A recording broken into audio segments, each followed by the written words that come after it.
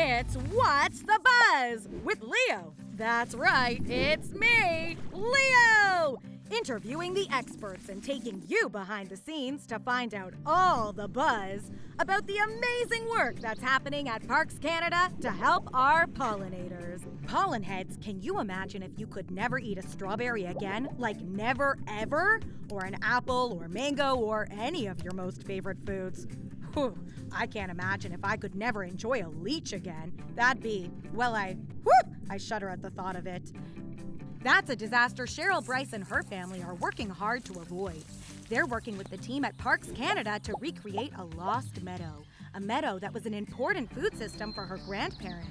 We're catching up with Cheryl at the Garry Oak Learning Meadow to find out more about this special place and how they're helping pollinators bring back a favorite food. Cheryl, tell us more about this important meadow. What most people see today as a Garry Oak ecosystem, 95% of what you see here is gone in our traditional homelands. We call it the Quetlao food system.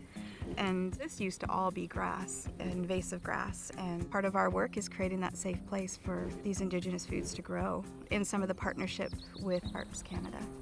So Lekwungen is our traditional name, and we're made of 7 major family groups. And today we're known as Songhees and Esquimalt.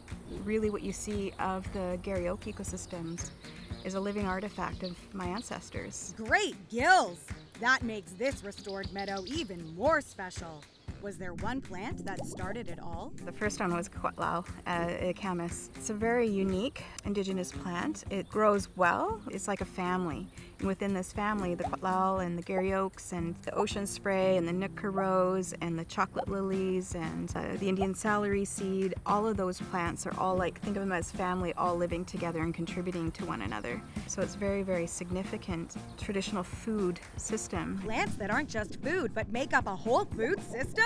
And their family? That must make the job of our pollinators even more important. Oh, for sure. We need all of the pollinators. They contribute to the life cycles and of everything and contribute to the life of the Quetlao and everything within the Garry Oak ecosystem or Quetlao food system.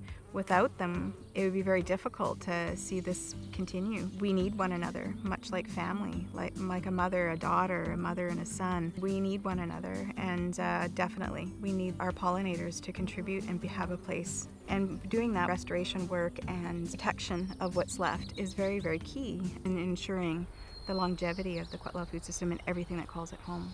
Pollinators, birds, people, our people. It must have been pretty exciting when the camas and other plants started to come back. It was amazing. You know, each time coming into the meadow, it's just like being able to see family you haven't seen in a long time is very much like watching this reinstatement of the Quetlao food system or Garry Oak ecosystem. It's pretty amazing to be able to see and to say hello to family I haven't seen in a while.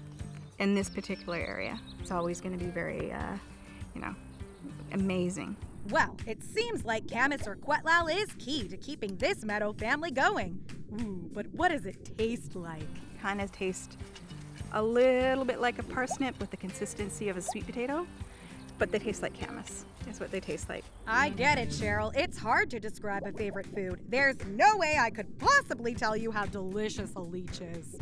And when they're cooked a little longer, they get sweeter because they have inulin in it. It breaks down as it's cooked, so it gets sweeter, kind of like how an onion does. So it's really good for the digestion. It's got a nice sweet taste. When they're cooked 24 hours around that time frame, they're often mixed with a berry and flattened. And that was our way of making fruit roll-up.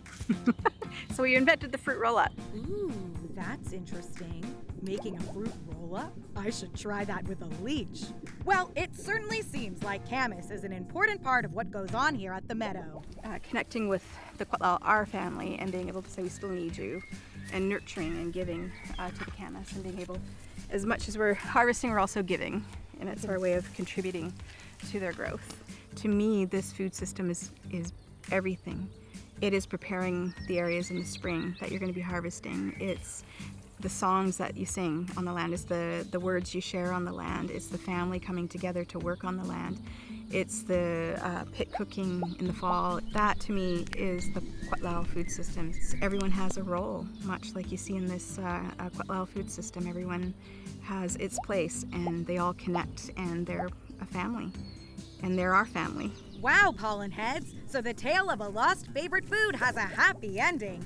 And all because of the work of traditional knowledge keepers like Cheryl and the team at Parks Canada, who have brought back this important Garry Oak learning meadow. So now, the camas and other favorite traditional foods once again have a place to grow.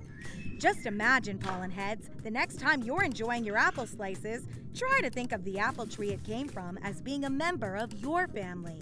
A big family where plants, pollinators, and people all play an important role.